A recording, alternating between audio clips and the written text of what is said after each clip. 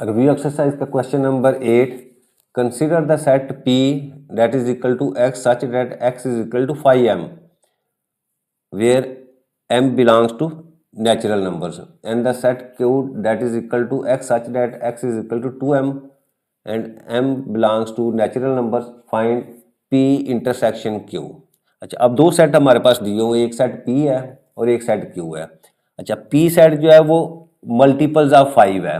5m का मतलब क्या है कि मल्टीपल्स ऑफ 5 है और m उसने दिया हुआ है जी n। अच्छा, अब n हमारे पास दोनों तरफ जो है वो n है, तो सेट ऑफ n जो है that is equal to the natural numbers और इसमें ये 1 2 3 सो ऑन ये एलिमेंट्स होते हैं इसके अंदर। ठीक है। अच्छा, अब दोनों में क्या करना है हमने, यहाँ भी m की वैल्यू हम पुट करते जाएं, तो मैं इन दोनों साइड का, अब ये सेट बिल्डर नोटेशन में दिए हुए क्वेश्चन, लेकिन हम इनको सबसे पहले क्या करेंगे, हम टेबुलर फॉर्म में लिखेंगे। तो सेट P जो है, अगर जब मैं सेट P के एलिमेंट्स लिखूंगा टेबुलर फॉर्म में, तो आपने क्या करना है, आपने सिंपल जो है m की जगह वैल्यूज पुट कर दीजिए। अगर देखो नेचुरल नंबर्स में 1 पुट करूंगा तो आपके पास वैल्यू आ जाएगी 5, 5 इंटू 1 5। फिर उसके बाद m की जगह आप 2 पुट कर दें तो 5 2 द 10। इसी तरह 3 पुट करेंगे तो आपके पास 15, 4 पुट करेंगे तो आपके पास 20। ठीक है, इसी तरह 25 और 30 सो ऑन जो है ना, ये आपका जो है सेट ऑफ P है और ये आगे चल रहा है। ठीक है, इनफाइनाइट सेट है आपके पास। अब हम सेट Q की तरफ आते हैं। अब सेट Q में क्या कौन से एलिमेंट्स हैं, मल्टीपल्स ऑफ 2 हैं।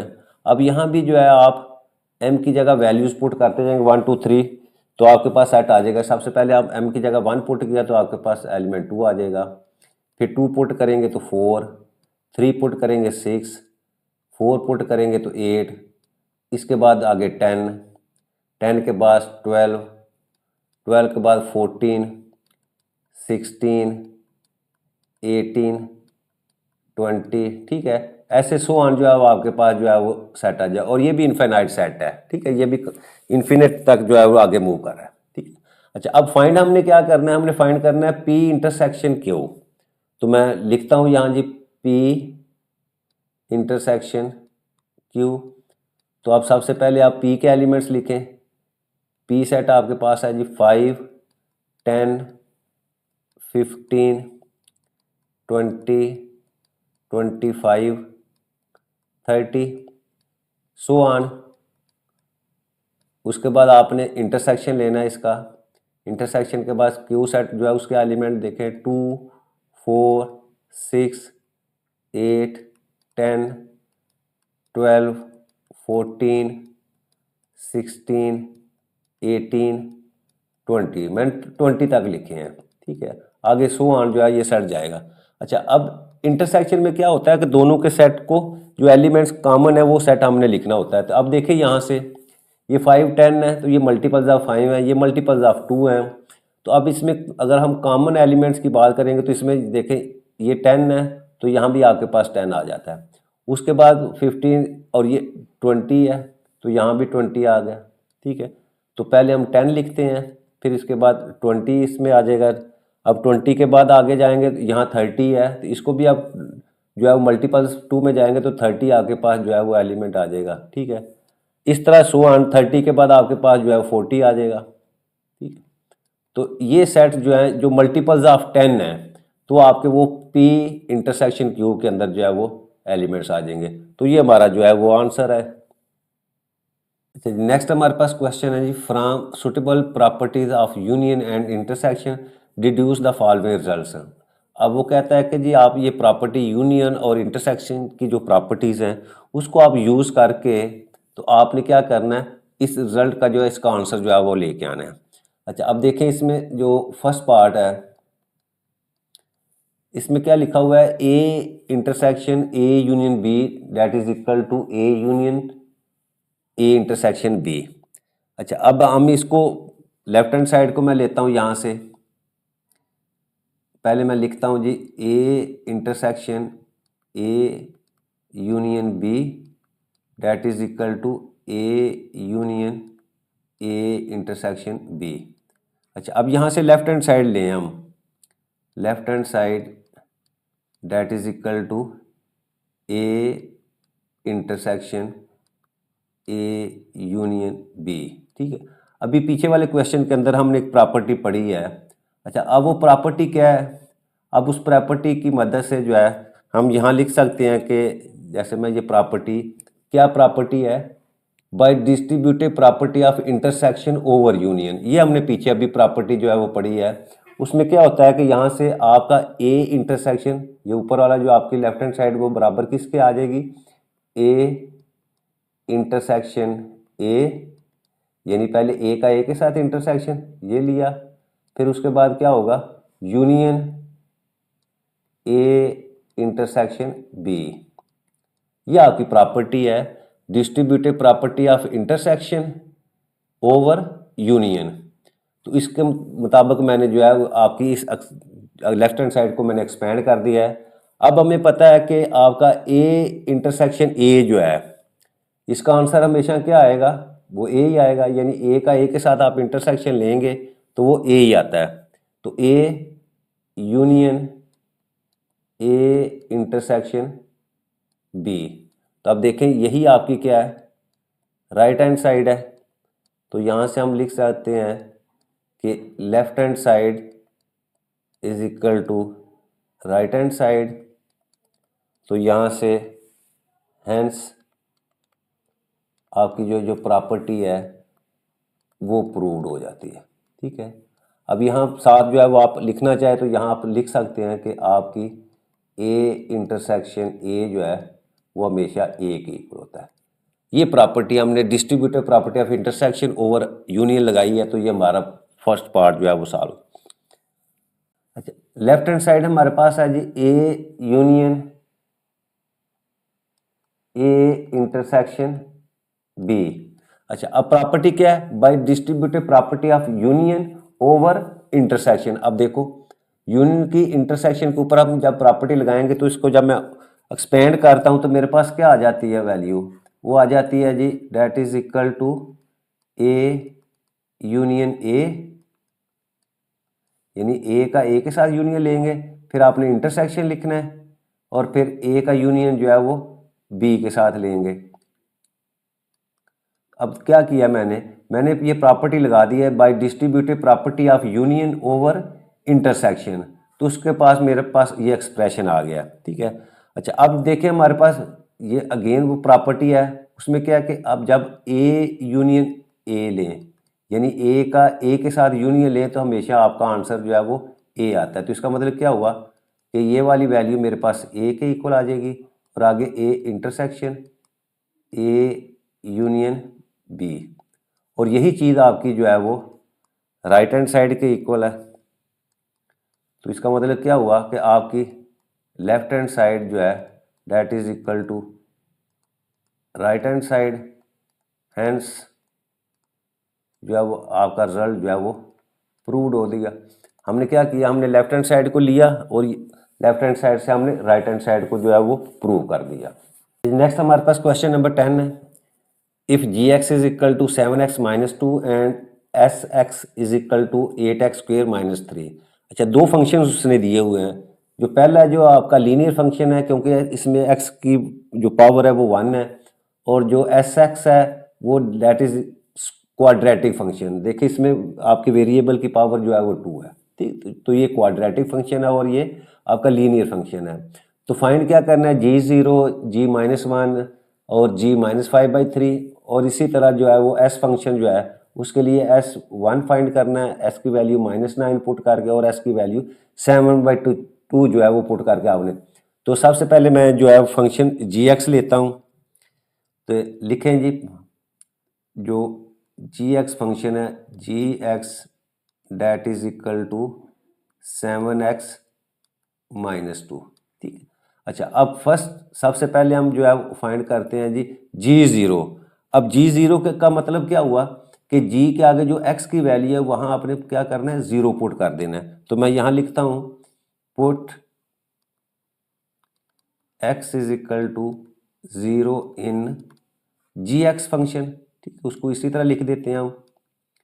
तो मेरे पास वैल्यू पुट करें, जी एक्स की जगह 0 पुट कर दिया, डेट इज इक्वल टू, अब राइट साइड पे भी आपकी जहाँ जहाँ एक्स की वैल्यू है वहाँ आपने क्या करना है, एक्स की जगह 0 पुट कर देना है। तो 7 इंटू एक्स की जगह 0 पुट कर दें -2। 7 को 0 से मल्टीप्लाई करेंगे तो आपके पास 0 -2, और यहाँ से 0 -2 आपके पास -2 वैल्यू आ जाएगी। ठीक है, ये हमारे पास G0 की वैल्यू आ गई। अब इसके बाद में सेकंड हमारे पास क्या है, G-1। तो यहाँ अगेन जो है वो हम लिखेंगे यहाँ put x is equal to -1 in function gx। तो जहाँ x की जगह जो है वो -1 पुट करें तो हमारे पास आ जाएगी value g of -1 that is equal to 7 into -1 -2। अब 7 को -1 से मल्टीप्लाई करेंगे तो आपके पास -7 वैल्यू, और ये -2, और -7 -2 का मतलब -9, यानी दोनों वैल्यूज को ऐड करें, दोनों माइनस में है तो -9 जो है इसका आंसर आ जाएगा। थर्ड पार्ट इसका, यहाँ क्या है जी, G-5/3 आपने फाइंड करना है। तो यहाँ अगेन हम लिखते हैं कि put x is equal to -5/3 in function gx। तो आपके पास वैल्यू आ जाएगी G-5/3 date is equal to, अब यहाँ भी वैल्यू पुट कर दें तो आपके पास क्या आ जाएगी 7, और x की जगह आपने वैल्यू पुट की -5/3 -2। अब इसको हम सिंप्लीफाई करते हैं तो ये हमारे पास आ जाएगा, अब 7 को -5 से मल्टीप्लाई करेंगे तो आपके पास 35 डिवाइडेड बाई 3 -2। अब देखो इसको मैं 2 को 2/1 भी लिख सकता हूँ। अब देखिए ये 3 और ये 1 है, तो 3 और 1 का अगर मैं एलसीएम लूँ तो आपके पास वो 3 ही आता है। तो एलसीएम आपके पास 3 है। अब एलसीएम का मतलब क्या हुआ कि हम डिनोमिनेटर में 3 जो है वो कॉमन लेके आ सकते हैं। अब देखो ये -3 35/3 है। अब इसमें हमने डिनोमिनेटर में 3 लेके आना है तो क्या करूँगा, आपके न्यूमिनेटर और डिनोमिनेटर को 3 से मल्टीप्लाई कर दूंगा। तो इस साइड पे मेरे पास वैल्यू आ जाएगी 35/3, और -3 टू ज़ा 6/3। अब आपके पास डिनोमिनेटर सेम आ गए हैं। जब डिनोमिनेटर सेम हो तो हम सिंपली जो है वो न्यूमिनेटर को आपस में जो है वो ऐड कर सकते हो। -35 -6 और डिनोमिनेटर में 3 लिख देंगे, और यहाँ से हम इसको -35 -6 करेंगे तो -41 डिवाइडेड बाई 3। ये आपकी G-5/3 की वैल्यू आ जाती है। नेक्स्ट हमने फंक्शन जो है वो एस एक्स है, तो हम फंक्शन पहले लिखते हैं g s into x that is equal to 8x² -3। अब सबसे पहले हमने s इंटू 1 फाइंड करना है, तो हम लिखेंगे यहाँ जी put x is equal to 1 in function S X. ठीक है, इस फंक्शन में x की जगह जो है वो 1 पुट कर दे आप, तो हमारे पास आ जाएगी जी value s into 1। Right hand side भी पुट करेंगे तो 8 1² -3, और यहाँ से 1 का स्क्वायर 1 ही होता है, और 8 को 1 से मल्टीप्लाई करेंगे तो आपके पास 8 -3 डेट इज इक्वल टू 5। ठीक है, ये पहला इसका पार्ट।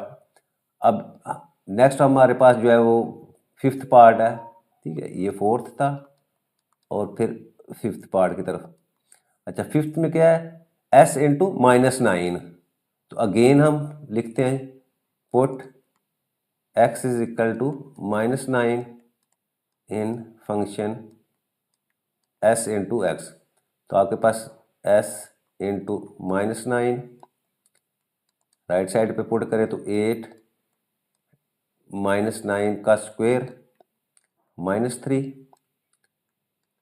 8 ऐसे इट इज आ जाएगा, और 9 का स्क्वायर लेंगे तो हमारे पास 9 9 ज़ा 81। तो ये हमारे पास 81। ठीक है, अब ये 81 जो है वो 8 से मल्टीप्लाई हो रहा है -3। अब 8 को 81 से मल्टीप्लाई करेंगे तो हमारे पास 648 आ जाता है -3। अब 648 में से 3 सब्ट्रैक्ट करेंगे तो आपके पास 645 जो है वो एस ऑफ -9 की वैल्यू जो है वो आ जाती है। आखिरी पार्ट हमारे पास है s इंटू 7/2 फाइंड करना है। तो हम अगेन यहाँ पुट करते हैं, put x is equal to 7/2 in function s into x. तो फंक्शन हमारे पास आ जाएगा जी s, उसकी जगह वैल्यू पुट कर दो 7/2, डेट इज इक्वल टू, इधर भी पुट करें तो आपके पास 8 और x की जगह वैल्यू पुट करेंगे 7/2 होल स्क्वायर -3। सिंप्लीफाई करें इसको, 8 ऐसे ही आ जाएगा। अब इसको मल्टीप्लाई करें, 7 का स्क्वायर लेंगे 7 7 49 और 2 का स्क्वायर लेंगे तो 2 2 4 -3। अब यहाँ से इसको सिंप्लीफाई करो, 4 1 4, 4 2 8 और 2 को 49 से मल्टीप्लाई करें तो आपके पास आ जाता है जी 98 -3 और 98 में से 3 सब्ट्रैक्ट करेंगे तो आपके पास आंसर आ जाता है 95। तो ये आपकी s इंटू 7/2 इसकी वैल्यू आ जाती है। अच्छा, नेक्स्ट टाइम जी हमारे पास question number 11, given that f(x) is equal to ax plus b where a and b are constant numbers, if f minus 2 is equal to 3 and f of 4 is equal to 10 then find the values of a and b। अच्छा, एक function दिया हुआ है, इसमें हम लिख लेते हैं, जो दिया हुआ है उसको हम पहले लिखते हैं। एक फंक्शन दिया हुआ है जी f(x), वो दिया हुआ है जी ax प्लस बी के इक्वल, और ये a और b जो है वो आपको कोई कांस्टेंट नंबर्स हैं जिनकी वैल्यू हमने फाइंड करनी है। अच्छा, और दूसरा क्या दिया हुआ है कि आपके पास f ऑफ -2 जो है वो 3 के इक्वल है। अच्छा, और इसके अलावा तीसरी उसने कंडीशन दी हुई है f ऑफ -4 जो है डेट इज इक्वल टू 10। ये फंक्शन दिया हुआ और ये दो कंडीशन उसने दी हुई हैं। तो a और b की वैल्यू जो है हमने फाइंड करनी है। अच्छा, अब देखें, पहले हम f ऑफ -2 फाइंड करना है। तो f ऑफ -2 फाइंड करने के लिए हमें क्या करना पड़ेगा, इस फंक्शन में x की जगह -2 पुट करना पड़ेगा। तो लिखता हूं मैं, यहाँ पुट करता हूं पहले, put x is equal to -2 in f(x), ठीक है, उसको मैं f(x) ही उसका नाम रख लेता हूँ, ठीक है। अच्छा, अब इसमें पुट करें तो आपके पास आ जाएगा जी f -2। अब यहाँ x की जगह मैंने -2 पुट किया, तो इसका मतलब क्या, यहाँ भी x की जगह -2 पुट करेंगे तो आपके पास आ जाएगा जी a x की जगह -2 प्लस b, और ये मेरे पास आ जाएगा -2a प्लस b, ठीक है। ये मेरे पास f ऑफ -2 जो है उसकी वैल्यू आ गई -2a प्लस b। अच्छा, अब देखें, हमें जो कंडीशन दी हुई है उसके मुताबिक क्या है, जो कंडीशन उसने दी हुई है वो ये है कि जी f ऑफ -2 जो है वो आपका किसके इक्वल है, 3 के इक्वल है। ये गिवन है, ये कंडीशन जो है उसने दी हुई है। इसका मतलब क्या हुआ कि जो f ऑफ -2 की वैल्यू है उसको हम 3 के, इन दोनों को मैं इक्वेट कर दूं या मैं f ऑफ -2 की जगह 3 पुट कर दूं तो मेरे पास वैल्यू आ जाएगी g 3 is equal to -2a plus b, ठीक है। इसको ऐसे लिख सकता हूँ, या मैं क्या करता हूँ, ये -2a और b को जो है इस साइड पे ले आऊँगा और इसको राइट साइड पे ले जाऊँगा तो साइन चेंज हो जाएंगे। तो ये मेरे पास एक्सप्रेशन आ जाएगा 2a, ये प्लस है तो ये लेफ्ट साइड पे आके -b आ जाएगा, और ये 3 इधर जो है वो प्लस का साइन है तो इसको राइट साइड पे ले जाऊंगा तो -3। मैंने क्यों किया है, मैंने इसलिए किया है ताकि ये जो -2a वैल्यू नेगेटिव में थी इसको पॉजिटिव में जो है वो कन्वर्ट कर दूं। तो इस तरह जो है ये मेरे पास जो है वो एक इक्वेशन आ जाती है, ठीक है। ये मैंने f ऑफ -2 पहले फाइंड किया। अब अगेन जो है, अब मैं क्या करता हूँ, टू फाइंड f ऑफ 4 ये फाइंड कर ली कि मैं क्या करता हूँ, put x is equal to 4 in F F X, यानी F4 फाइंड करने के लिए एफ एक्स में x की जगह मैं जो है वो 4 पुट करता हूँ, तो मेरे पास क्या आ जाएगा एफ ऑफ 4, यहाँ मैंने x की जगह 4 पुट कर दिया, राइट साइड पे करूँगा तो a इंटू 4 प्लस बी, और यहाँ से 4a प्लस बी जो है वो आपका एफ ऑफ 4 आ गया। ठीक है, अब यहाँ देखें, यहाँ उसने जो दिया हुआ है वो क्या दिया हुआ है, एफ ऑफ 4 जो है डेट इज इक्वल टू 10, ये कंडीशन उसने क्वेश्चन के अंदर दी हुई है। तो इसका मतलब क्या हुआ कि एफ ऑफ 4 की जगह मैं 10 पुट कर दूंगा, तो मेरे पास आ जाएगा g 10 is equal to 4a plus B. अब इसको मैं ऐसे भी लिख सकता हूँ, इसको मैं लेफ्ट साइड पे 4a plus B that is equal to 10। ठीक है, ये मेरे पास इक्वेशन 2 आ जाती है। अब मैं 1 और 2 को साइमल्टेनियसली सॉल्व करूँ तो मैं पहले 1 लिखता हूँ, 2a minus B that is equal to -3, ये फर्स्ट इक्वेशन है मेरी। सेकंड मेरे पास क्या है, 4a plus B that is equal to 10, ये सेकंड इक्वेशन है।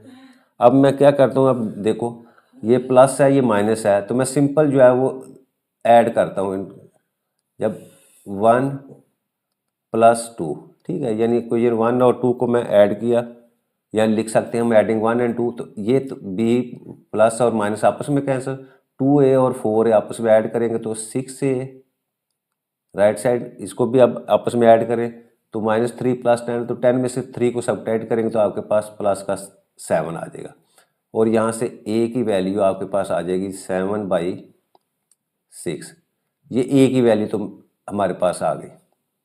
अब हम इस वैल्यू को जो है वो इक्वेशन 1 या 2 में किसी एक में पुट करके जो है वो b की वैल्यू फाइंड करते हैं, तो मैं यहाँ लिखता हूँ जी पुट इन 2 में पुट कर लेते हैं हम इसको। अच्छा, पुट इन इक्वेशन 2, जब 2 में पुट करेंगे तो हमारे पास क्या आ जाएगा, 4, a की जगह हम वैल्यू पुट कर देंगे 7/6 plus b that is equal to 10। अब इसको मल्टीप्लाई करें या पहले सिंप्लीफाई भी कर सकते हैं हम, ये देखो 2 2 ज़ा 4, 2 3 ज़ा 6, तो मेरे पास वैल्यू आ जाती है जी 7/3, और ये 2 इसके साथ मल्टीप्लाई हो जाएगा plus b that is equal to 10।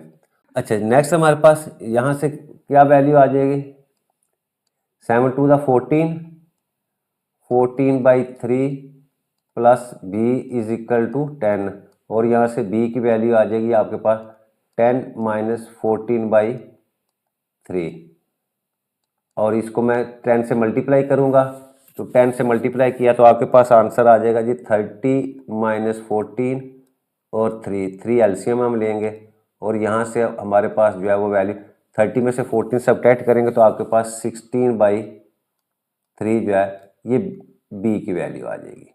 ठीक है, तो इस तरह जो है वो a और b की वैल्यू हमने फाइंड करनी थी, तो a हमारे पास 7/6 आ गई और b की वैल्यू जो है वो 16/3 जो है वो आ जाती है।